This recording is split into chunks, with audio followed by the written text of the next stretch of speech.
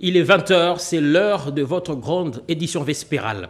Dans ce journal magazine, vous aurez droit au dossier d'ailleurs. Le premier concerne la dépréciation de la monnaie nationale, le franc congolais face au dollar américain et la disparité du taux de change dans le marché. Vous vous rappellerez aussi qu'en 1997, un franc congolais équivalait à 1 dollar américain. Toujours dans ce même journal, nous ferons un coup de projecteur sur le port de Maluku. Nous sommes là à Kinshasa et l'état des lieux de ce port en cette période de crise sanitaire. Mesdames et messieurs, nous vous ferons également ce plaisir de parcourir l'actualité de la semaine à travers notre rubrique rétrospective de la semaine. Mais tout d'abord, place à l'actualité.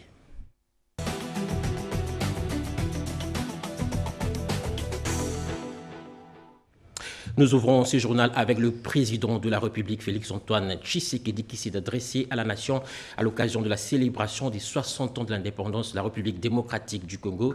La lutte contre l'impunité, la corruption et les anti-valeurs, l'une des facettes de son discours. Le chef de l'État privilégie la réconciliation nationale et fait de l'État de droit l'une de ses premières priorités pour l'édification d'un nouveau Congo. On l'écoute.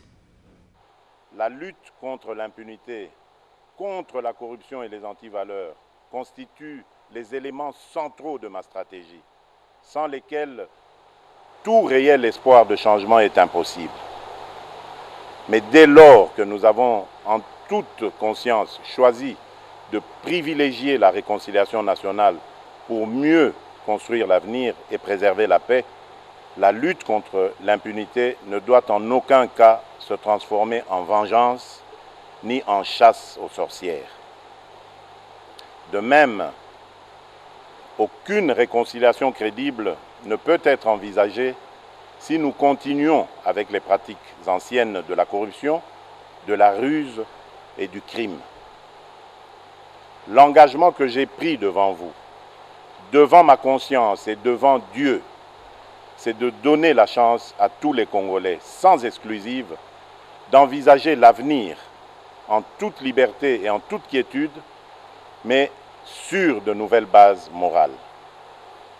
En aucun cas, cet engagement ne peut signifier la poursuite de l'impunité. M'inspirant des Saintes Écritures, mon objectif n'est pas de voir les méchants périr, mais plutôt qu'ils changent, qu'ils soient sauvés et que le pays tout entier s'en réjouisse. À défaut, ils s'exposeront à la rigueur de la loi. Celle-ci étant faite pour révéler la faute, j'accorde à la restauration de l'état de droit la première des priorités dans mon combat pour l'édification d'un nouveau Congo. Et au ministère des Mines, l'heure est à la vulgarisation du code minier révisé. Les modifications et innovations introduites dans ce code minier doivent être bien comprises pour que la République démocratique du Congo tire grand profit de ses ressources naturelles. Et le ministre de Mines, Willy Kitobo Samsoni, a tenu une conférence de presse pour éclairer l'opinion. Cédric Kenina nous en parle. Distanciation sociale respectée à l'air libre, le ministre des Mines a animé une conférence débat à Kolwezi dans le Lualaba qui a réuni en somme représentants de l'exécutif provincial, les opérateurs miniers, les délégués des régies financières et la presse locale. Le patron des mines, Willy Kitobo Samsoni, a abordé plusieurs questions, notamment le code minier révisé de 2018, l'opérationnalisation du fonds minier pour l'avenir, les renforcements de la réglementation des activités minières artisanales des substances minérales stratégiques et la création de l'entreprise générale des cobaltes. Que la vulgarisation, elle est très très importante pour que nous ayons une même lecture de la loi. Trouver des nouveaux gisements, les ouvrir à des appels d'offres, mais la chose la plus importante, c'est que nous voulons une grande participation de notre pays. Donner la gestion à des privés, mais vous êtes aussi majoritaire dans ce contrat-là. Nous devons participer à la certification de ces gisements, puisqu'aujourd'hui nous avons le financement qui peut se faire par le fonds minier pour les générations. L'état de lieu dont je parlais ici a montré que nous avons beaucoup plus la fraude avec l'activité artisanale. À l'Est, totalement, c'est beaucoup de nos produits miniers qui quittent notre pays pour les pays voisins et il y a des raffineries qui se développent. C'est vrai, ces pays ont aussi des gisements peut-être d'or, Mais les quantités qui sont exploitées, ce ne sont pas des quantités qui peuvent se justifier. Santé, le ministre Eteni Longondo s'est rendu au poste frontalier de Kasumbalesa. Nous sommes là dans la province du Haut-Katanga pour se rendre compte du respect des mesures d'hygiène et gestes barrières. Sandra Wallo, Patrick Kachala. Reliant la République démocratique du Congo et la Zambie dans sa partie centre-sud dans la province du Haut-Katanga, la cité frontalière de Kasumbalesa avait détecté le premier cas de Covid-19 dans cette province en provenance de la Tanzanie via la Zambie. C'est ce qui justifie le déploiement de dispositifs sanitaires importants sur le lieu par le service de l'hygiène aux frontières et les comités urbains de la riposte au Covid-19.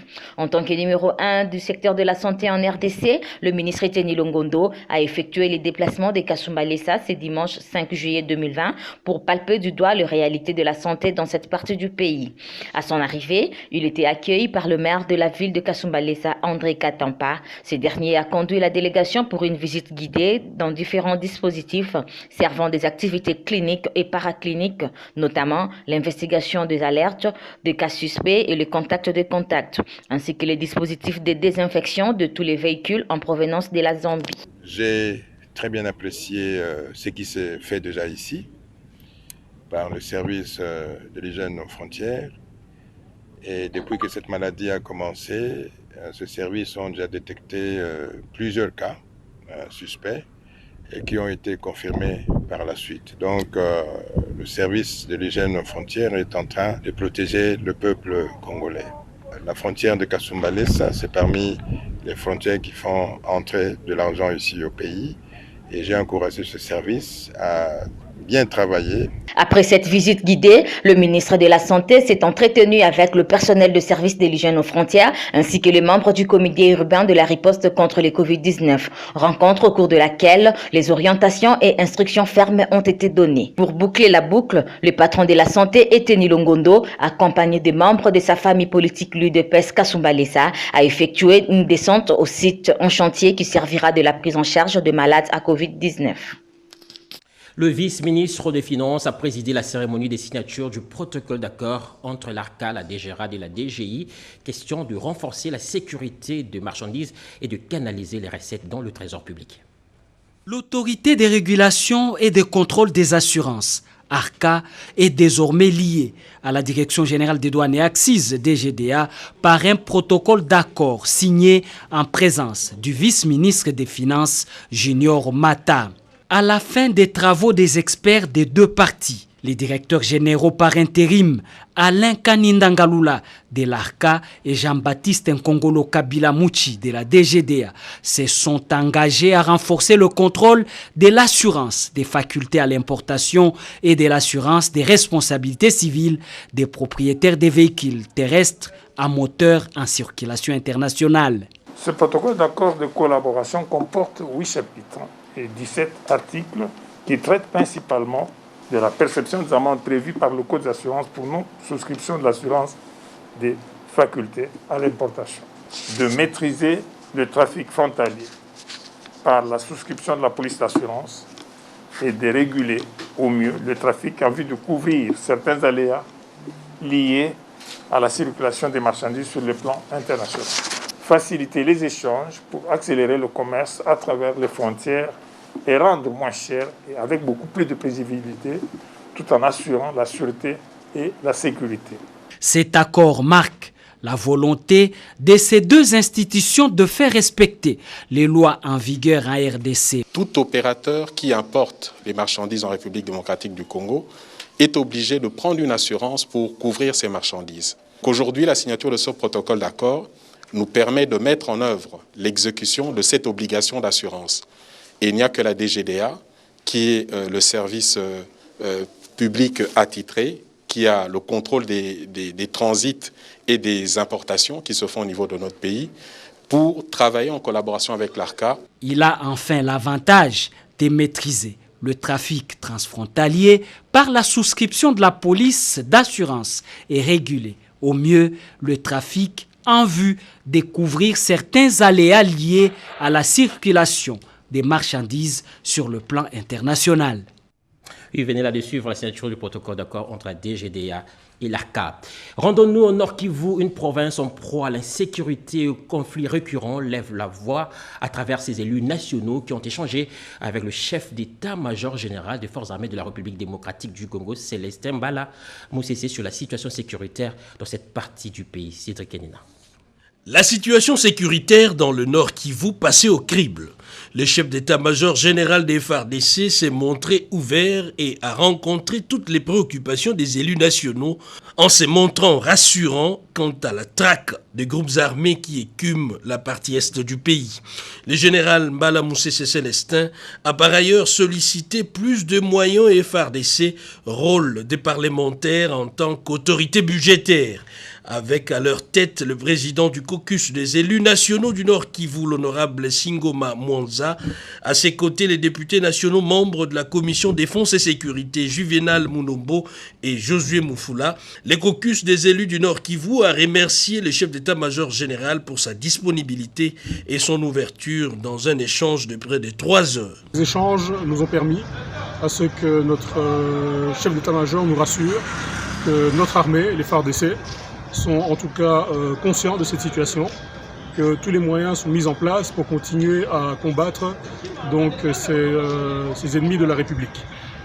Maintenant, notre préoccupation reste bien sûr qu'en marge de ces opérations qui sont faites par ces inciviques, bien sûr il y a une grande souffrance de nos populations, donc nos sœurs, nos mamans, nos enfants subissent vraiment une catastrophe humanitaire pour le moment dans une situation très difficile.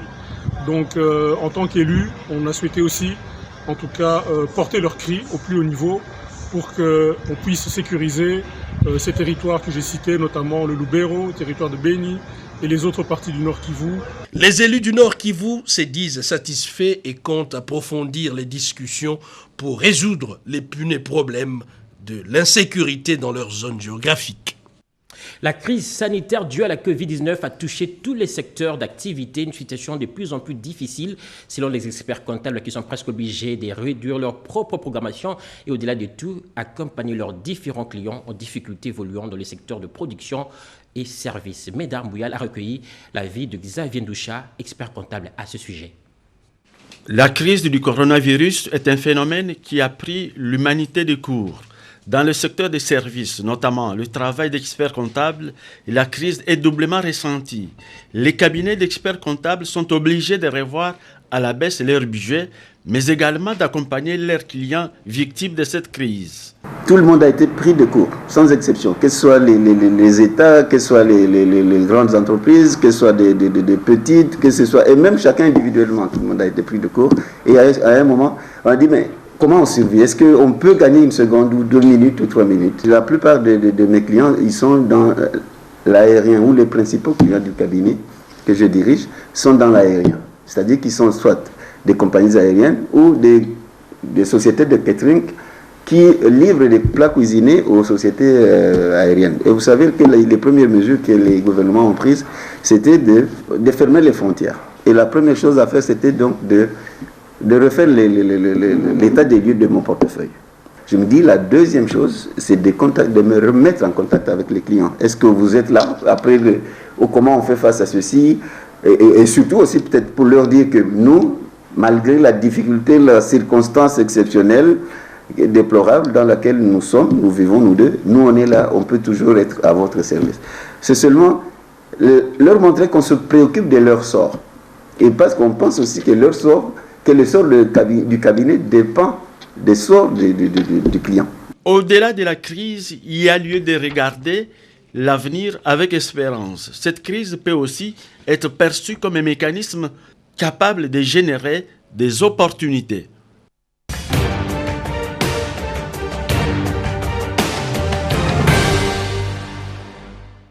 Ouvrons à présent notre rubrique rétrospective de la semaine. Question de vous mettre au parfum de l'actualité de la semaine. Le chef de l'État Félix-Antoine Tshisekedi a reçu au courant de la semaine les lettres de créance de 2 nouveaux ambassadeurs accrédités en RDC.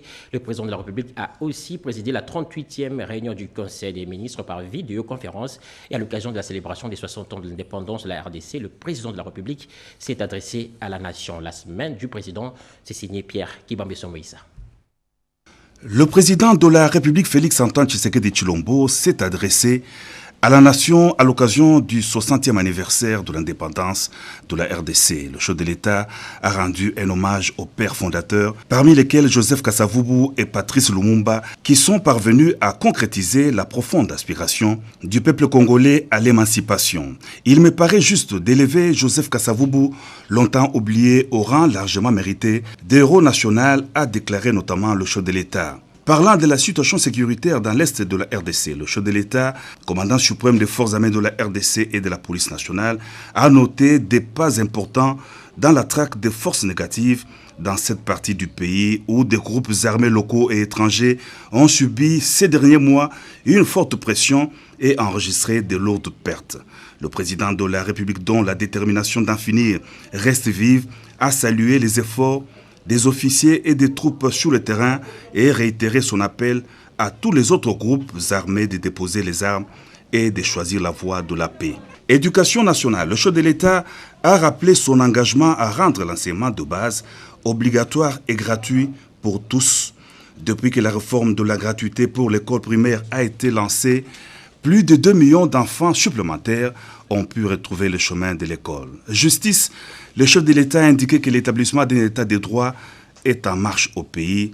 Il a précisé que la justice est pour un état de droit ce que le sang est pour le corps humain. Il a ainsi souligné que les réformes dans ces secteurs doivent être dictées non par les soucis de s'assurer une protection d'une personne ou d'un groupe de personnes, mais plutôt celui d'apporter plus d'efficacité et d'efficience au fonctionnement de la justice. Par ailleurs, le chef de l'État a indiqué avoir choisi en toute conscience de privilégier la réconciliation nationale pour mieux construire l'avenir et préserver la paix. La lutte contre l'impunité ne doit pas en aucun cas se transformer en vengeance ni en chasse aux sorcières.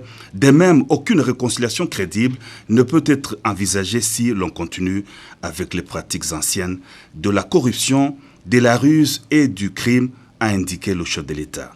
Le peuple d'abord est la boussole de notre action et la mesure de notre détermination. C'est vous dire que l'intérêt du peuple congolais constitue et constituera toujours les fils conducteurs de toutes les réformes que j'entends voir le gouvernement de la République accomplir tout au long de mon mandat, a martelé le président de la République, et de conclure notamment qu'à 60 ans, on n'a plus d'excuses, à 60 ans, on ne connaît plus les mêmes erreurs, à 60 ans, on sort des discours creux et répétitifs et on prêche la sagesse et la droiture par l'exemple. Dès son avènement à la magistrature suprême, le chef de l'État, Félix-Antoine Tshisekedi Tshilombo, a pris l'option d'engager la RDC dans la voie du raffermissement des bonnes relations bilatérales d'amitié et de coopération avec tous ces pays voisins. C'est dans cette optique que s'inscrit l'accréditation de l'ambassadeur extraordinaire et plénipotentiaire du Rwanda en RDC, excellence des relations bilatérales aussi avec tous les pays partenaires. Le chef de l'État a reçu les lettres de créance de l'ambassadeur extraordinaire et plénipotentiaire de Sa Majesté britannique au pays. Vincent Karega est l'ambassadeur du Rwanda en RDC. Il a présenté ses lettres de créance le jeudi 2 juillet 2020 au président de la République Félix-Antoine Tshisekedi Tshilombo au Palais de la Nation. Le diplomate rwandais a assumé des hautes fonctions politiques dans son pays où il a été tour à tour notamment ministre des Infrastructures, ministre des Ressources naturelles, ministre du Commerce, ministre des Finances, Économie et Plan et ministre du Genre et des Affaires sociales. Licencié de l'Université de Lubumbashi en RDC, Vincent Karega est détenteur d'un master en management public. C'était ensuite au tour de Mme Émilie Maltman d'être reçue par le chef de l'État.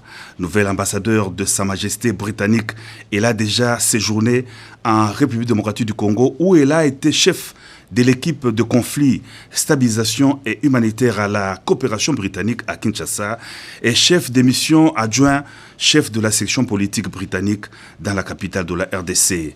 La diplomate britannique a exercé plusieurs autres fonctions, notamment celle de chef des opérations d'outre-mer de la Syrie à Beyrouth, de chef de l'équipe de partenaires stratégiques au département antiterroriste du ministère des Affaires étrangères, de premier secrétaire chargé de la sécurité à Kingston en Jamaïque, ainsi que de consul général adjoint à Erbil, au Kurdistan irakien. Comme tous les vendredis de la semaine, le chef de l'État, Félix-Antoine Tshisekedi Tshilombo, a présidé la 38e réunion ordinaire du Conseil des ministres par vidéoconférence. Respect strict de mesures barrières à la Covid-19 oblige. La communication du président de la République a concerné les observations sur le mécanisme de désignation des animateurs de certaines institutions d'appui à la démocratie, la situation des sinistrés des Yumbi, réfugiés au Congo-Brazzaville, la situation sécuritaire dans la partie est de la RDC et le déploiement d'un drapeau de la République du Kivu.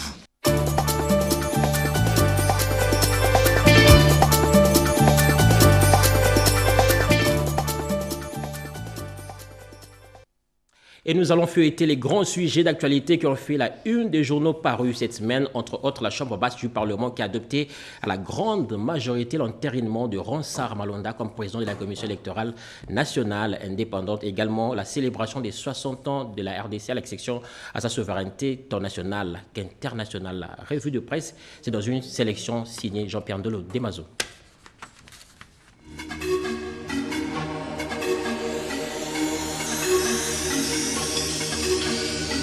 60e anniversaire de l'indépendance de la République démocratique du Congo, le président américain Donald Trump, dans un message à son homologue congolais Félix Tshisekedi, rapporte Radio Okapi.net, salue les efforts du chef de l'État congolais visant à protéger les droits de l'homme, à lutter contre la corruption et à promouvoir la bonne gouvernance.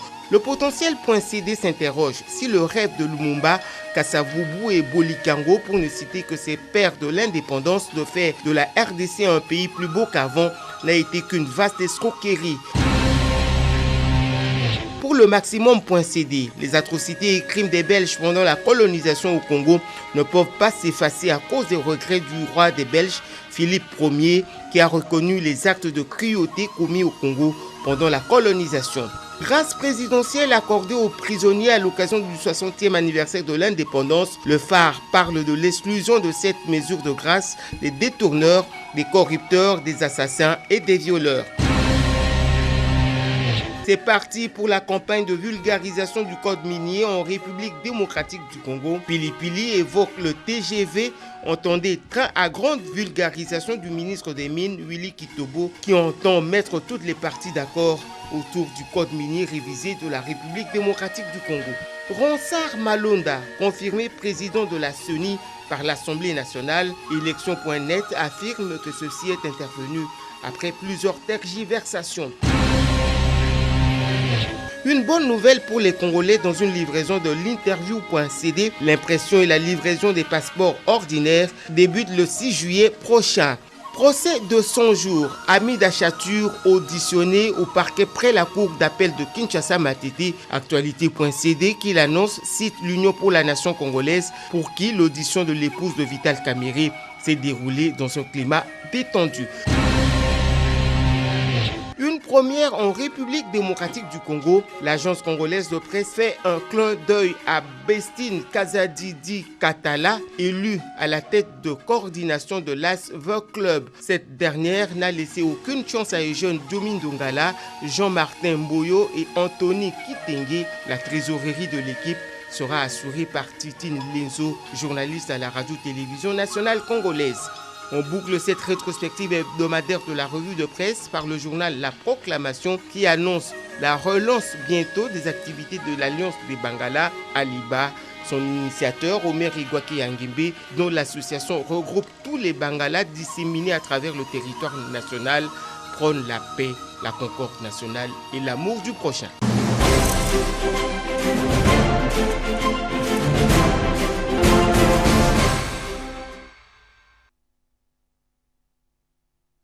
Le franc congolais face au dollar américain, la disparité du taux d'échange dans le marché. Vous vous rappellerez qu'en 1997, un franc congolais équivalait à un dollar américain. Aujourd'hui, les taux d'échange varient d'une personne à une autre. Le gouvernement de la République ne maîtrise pas la situation dans ce secteur. Mais quels sont les facteurs qui contribuent à la disparité du taux d'échange? La réponse, c'est avec Angèle Mabiala. La monnaie nationale en République démocratique du Congo continue à se déprécier face aux devises étrangères. La disparité des taux d'échange dans la même ville soulève des questions. Comment justifier que le franc congolais fasse objet des différents taux parallèles dans des banques commerciales, chez les cambistes, dans le supermarché et voire même le taux budgétaire à base desquels sont calculés les salaires des fonctionnaires de l'État? Certains cambistes dénoncent les opérateurs économiques à l'affût des devises étrangères et des intérêts à gagner. Les commerçants qui nous donnent de l'argent fixent les taux selon leur volonté. À notre tour, nous ajoutons un petit bénéfice. C'est ce qui fait monter le taux. D'autres, par contre, rejettent la responsabilité à l'État congolais qui doit imposer des règles à la Banque centrale. Et les autorités doivent s'imposer pour que les taux soient uniformes. La vie est devenue insupportable. Donc il n'y a pas de suivi au niveau de l'État. Par ailleurs, pendant que la moyenne de taux est de 19 500 francs congolais, dans certaines stations d'essence, le taux à l'achat du carburant et lubrifiant est de 19 000. Les opérateurs économiques doivent continuer à veiller à la stabilité des prix sur le marché en évitant toute spéculation. Dans les cas de figure de notre pays, nous avons d'abord un contexte, un environnement dominé par ce qu'on appelle la dollarisation. C'est-à-dire qu'il y a double circulation de deux unités monétaires avec prédominance en termes de quantité de monnaie qui circulent en valeur, 10 $ par rapport à la monnaie locale. Les marchés aussi ont ces imperfections. Pour injecter la devise qui devient rare sur le marché, ce qui suscite effectivement son évolution haussière, c'est-à-dire à la hausse, il arrive que le gouvernement, le trésor public n'ait pas assez de liquidités pour pouvoir rencontrer ses dépenses. Recours à ce qu'on appelle les avances du trésor auprès de la Banque centrale. Ce sont ces avances-là qui occasionnent ce qu'on appelle la planche à billets. Et la conséquence de cela, c'est que vous avez une quantité de monétaire, la quantité des monnaies en circulation dans l'économie va se retrouver à un moment en raison de cette injection supplémentaire des quantités de monnaie qu'on appelle ex nihilo, c'est-à-dire qui n'est pas soutenue. Les opérateurs économiques qui sont bénéficiaires de ces paiements ou simplement des officiels, ils ont besoin pour des transactions avec l'étranger de convertir ces liquidités de francs congolais en devises. Et donc à partir de ces moments-là, nous rentrons dans une situation, dans une sorte de spirale inflationniste. Bien qu'il soit vrai que le taux d'échange varie selon la loi de l'offre et la demande, la rencontre entre l'offre et la demande permet au marché de déterminer ce qu'on appelle un prix. Et sur le marché du change, ces prix, c'est ce qu'on appelle les cours de change ou les taux de change. Ces taux est régi par cette loi de l'offre et de la demande. Lorsque les offreurs de francs congolais sont plus nombreux que les demandeurs de francs congolais, la monnaie se déprécie. C'est comme sur le marché de biens et services. Lorsque l'on vend un produit, que ce soit le maïs, ceux qui vendent le maïs, qui offrent le maïs, s'ils sont plus nombreux par rapport à ceux qui achètent le maïs, le prix va descendre, il va se baisser. Pourquoi le taux budgétaire de l'État congolais ne tient pas compte des manques à gagner imposés aux salaires et émoluments de fonctionnaires par manque d'ajustement du taux de francs congolais face aux devises étrangères? Le citoyen lambda se pose des questions. Et coup de projecteur sur le port de Maluku qui offre des opportunités économiques. Nous sommes là dans la périphérie de la capitale. Malheureusement, la pandémie de coronavirus frappe tous les secteurs, y compris ce port qui est l'une des ports d'entrée où la production locale atteint Kinshasa. Et nos reporters viennent de faire l'état des lieux de ce port qui connaît un problème d'insalubrité et un manque de modernisation des infrastructures. Jacques Mégy. En mars 2020, la Covid-19 a forcé plus de la moitié de la planète au confinement. Par conséquent, toutes les activités économiques sont quasiment à l'arrêt. Les économies sont au point mort. Les usines ne tournent qu'à faible régime et la consommation se limite qu'aux denrées strictement nécessaires à la survie. En République démocratique du Congo, le caractère extraverti de l'économie congolaise a eu un impact sévère sur les équilibres déjà précaires et la capacité du gouvernement à générer les recettes. Pour contrer les conséquences du coronavirus, quelles sont les pistes des solutions à exploiter en interne? Nous nous sommes intéressés à quelques ports de la commune de Maluku pour cerner le rapport sur le plan économique en cette période de crise. Nos ports contribuent beaucoup en termes d'apport en produits de première nécessité. Il y a beaucoup de nourriture qui passe par ici. Sur le plan économique, nous disons que la production intérieure est là. Parce que nous venons de faire le tour, vous avez vu les quantités de poissons. fumé, macayabou, le poisson frais. Nous recevons beaucoup de marchandises, des poissons, le sac de maïs, des maniocs, des huiles et autres. Ces acquis économiques en interne que le gouvernement doit capitaliser rencontrent quelques difficultés qui entravent le fonctionnement normal. Le poisson que nous mangeons à Kinshasa passe par ici. Et je voulais que vous puissiez constater dans quel état de délabrement, d'insalubrité se trouvent ces lieux-là. Par où passe la bouffe, la nourriture.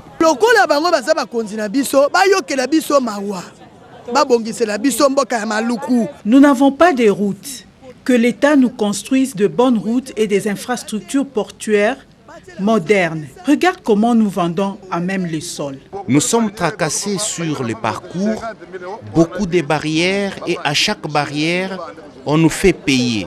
Cela a un impact sur les prix des produits que nous venons vendre ici à Kinshasa. Les solutions pour soutenir les commerces en interne, la population de Maluku et promouvoir la production locale ne manquent pas. Il faut que nous répartions sur base d'un modèle. La pêche doit être durable, encadrée, n'est-ce pas? Il y a une certaine dimension du poisson qu'on doit attraper et le reste on le laisse pour la reproduction. Il faut l'hygiène. Regardez, là où nous sommes, regardez. Si pendant la saison sèche c'est comme ça et pendant la saison de pluie, ça sera comment? Nous voulons que les autorités réhabilitent cette route.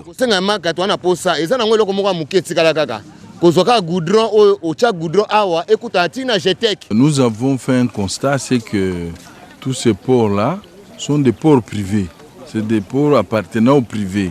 C'est-à-dire dans notre pays, l'initiative privée est en activité. C'est actif. Mais vous voyez bien que il y a des limites qui demandent les interventions de l'État. La Covid-19 a porté un coup fatal à l'économie mondiale. Il est impératif que le gouvernement congolais puisse promouvoir la production locale en général et les opportunités qu'offrent les ports de Maluku en particulier, zone économique. Cette réflexion de Bobette et Enga sur le système éducatif congolais depuis l'époque coloniale jusqu'à ce jour. Assurer la relève post-coloniale, c'est l'un des objectifs du système éducatif instauré avant l'indépendance. Des formations étaient orientées donc pour répondre à ces besoins. Alphonse Amundou est parmi les bénéficiaires de première heure. J'ai terminé mes études des humanités administratives chez les frères maristes à Stanleyville, Kisangani aujourd'hui. Et une fois terminé, nous avons été engagés directement à l'administration. Nous avons eu une formation solide, c'est ainsi que nous avons occupé des postes de commandement. Aujourd'hui, 60 ans après l'indépendance, l'enseignement devrait être actualisé et orienté aux besoins du développement de notre pays. Jadis, les écoles étaient créées selon les besoins et même certaines facultés étaient créées selon des besoins.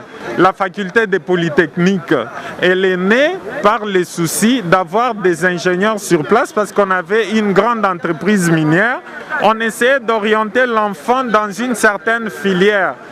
Aujourd'hui, il y a des choses qui doivent être mises en cause. Certes, les aptitudes sont en fonction de l'intérêt de l'élève lui-même ou de l'étudiant et des besoins de la nation, mais il y a aussi des facteurs qui entrent en ligne de compte. Si après l'indépendance, la fin des études donnait automatiquement accès à l'emploi, la situation actuelle est déplorable, d'où ces appels.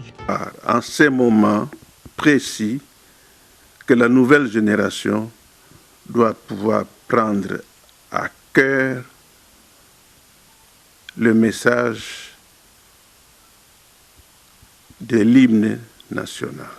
60 ans après l'indépendance, si nous avons 80% des jeunes qui finissent et qui se retrouvent au chômage, eh ben, il n'y a pas d'avenir. Certaines personnes estiment qu'il fallait avoir plus des écoles techniques pour l'orientation scolaire ou académique. L'implication de l'enfant est de mise selon le droit à la participation de la Convention relative aux droits de l'enfant. Les pouvoirs publics, que nous appelons ici par le mot décideur, devra prendre des dispositions adéquates pour permettre à ce que le système éducatif soit adapté aux besoins des enfants et aux besoins de la société, tout en mettant en exergue leurs aptitudes, et aux parents de pouvoir aider les enfants en collaboration avec l'école. Avec la gratuité de l'enseignement concrétisée sous la Ve République, plusieurs défis sont à relever sur la qualité. Le président a promis de convoquer les états généraux de l'enseignement supérieur.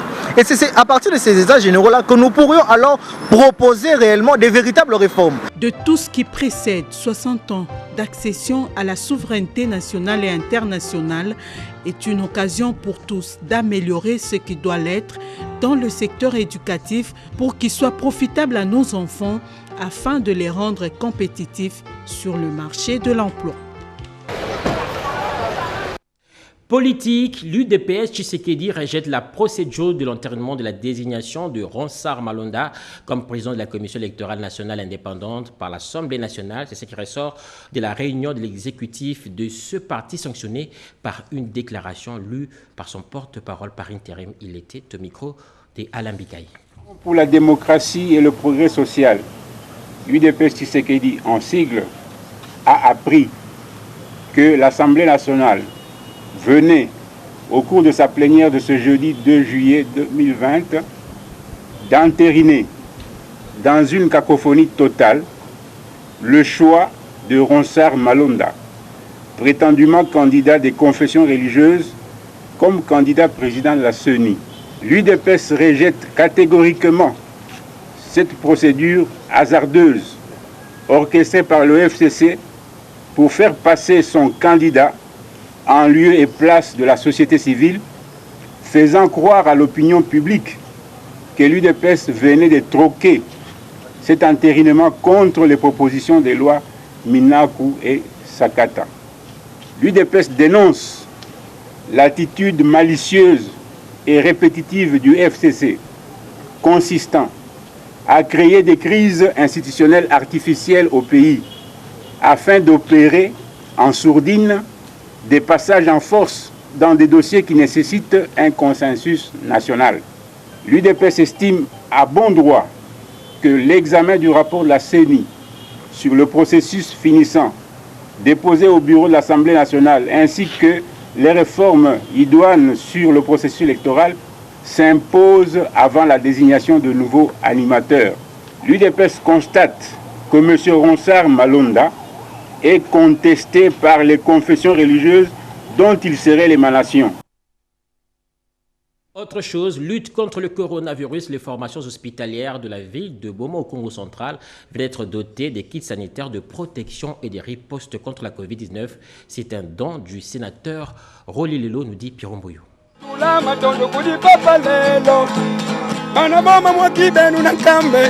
Cette belle mélodie inspirée de la civilisation bantoue et la culture né-Congo traduit à juste titre la cristallisation de vertus philanthropiques, teintée de patriotisme agissant et de nationalisme concret qu'incarne le questeur adjoint du Sénat, l'honorable Rolile Lonzazi, qui est au front contre la crise sanitaire qui secoue l'humanité tout entière et va en guerre contre la propagation à longue échelle de la pandémie du coronavirus dans la province du Congo central. Fort de cet altruisme social axé sur un esprit de partage, il a dépêché une forte délégation de membres de sa fondation dans la Curiole de territoire, secteur, village et chefferie disséminés dans les vastes districts du Bas-Fleuve au Congo central pour sensibiliser nos compatriotes de ces coins du pays, à s'approprier et surtout à traduire en actes tous les gestes barrières de lutte contre le Covid-19 à travers cette série de matinées de distribution gratuite des outils indispensables de protection contre ce tsunami médical. Distributions qui se sont déroulées dans les institutions hospitalières, hôpital général de référence et centre médical de la ville portuaire de Boma, dans les différentes administrations communales de la dite ville, sans oublier les principales artères et célèbres places publiques de la ville de Boma. Nous remercions très sincèrement l'honorable pour les gestes combien louables il a pensé remettre à notre hôpital et à notre population. Si vous êtes là parmi nous, c'est parce qu'il y a la paix dans notre province.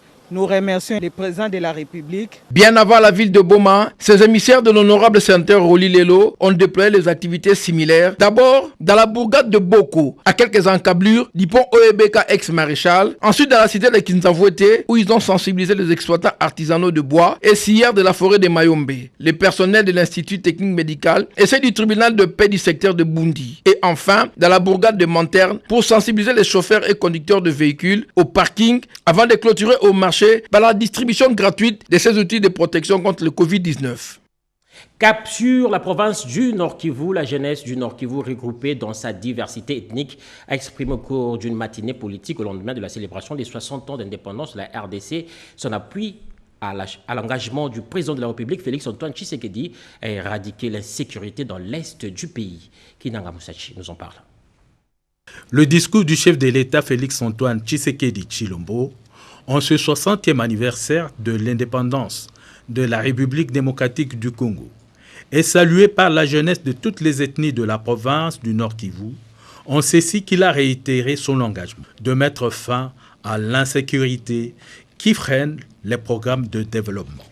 Ils affirment avec force leur soutien indéfectible à la politique et aux actions des autorités provinciales, avec à la tête le gouverneur Carly Nzanzuka Sivita, qui suit la vision du chef de l'État pour l'essor économique du Nord Kivu.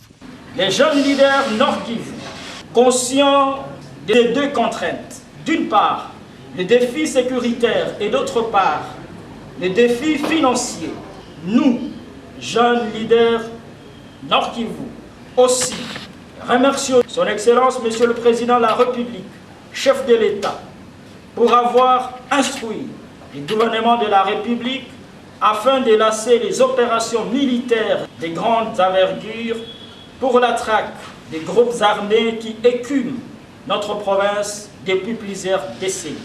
Tout en réitérant notre soutien indéfectible à la politique et aux actions des autorités provinciales, nous recommandons au président de la République de s'impliquer davantage personnellement pour la pacification du Nord Kivu afin qu'il redevienne un havre de paix, une zone économique dense et touristique. Au gouvernement de la République de continuer d'opérationnaliser la retenue des ressources à la source telle que prévue dans la Constitution du pays ou dans les cas contraires de privilégier les provinces en proie aux conflits armés. Au gouvernement provincial de continuer sans relâche de travailler et de réaliser le programme tel qu'adopté par les élus au bénéfice de toute la province. À l'Assemblée provinciale, de légiférer et de contrôler l'exécutif avec efficience et efficacité afin de préserver la stabilité, la paix sociale et le développement de la province. Aux députés provinciaux de préserver le prestige de leur institution, car le contrôle parlementaire s'est fait selon le prescrit du règlement intérieur de l'Assemblée et conformément à l'éthique et aux bonnes mœurs. Aux jeunes de se désolidariser des discours de pécheurs à nos troubles et de tout mouvement illicite et suspect d'où qu'il vienne. Découvrir ensemble avec vous ce communiqué nécrologique. Les familles Kalala Mbalamouloumé Galatea, Jean-Claude Massangou, gouverneur honoraire de la Banque centrale du Congo, général Fariala, ont le profond regret d'annoncer le décès de leur fils, frère et beau-fils, M. Michel Kalalanombi Moukoubu, fonctionnaire à la Direction générale des impôts, décès survenu ce mercredi 1er juillet 2020 à l'hôpital Saint-Joseph délimité des suites de maladies. Le deuil est organisé à son domicile 6, numéro 6, avenue Bassin-Vert, quartier Jamaïque, commune de Kintambo. La levée du corps de la morgue de l'hôpital Saint-Joseph interviendra ce mardi 7 juillet 2020 à 8h, suivi immédiatement de l'inhumation au cimetière Nécropole entre ciel et terre. Et sachez, il faut noter, le respect des mesures sanitaires édictées par les autorités seront de stricte observance. Ainsi se termine cette édition magazine. C'était un réel plaisir de vous informer. Merci à Renette Koulonga qui a concouru à sa rédaction. Retrouvez à 22h Lopez Kakuba pour la suite de l'actualité. Continuez de respecter les mesures d'hygiène et observer les gestes barrières. Bon début de semaine à toutes et à tous. Merci.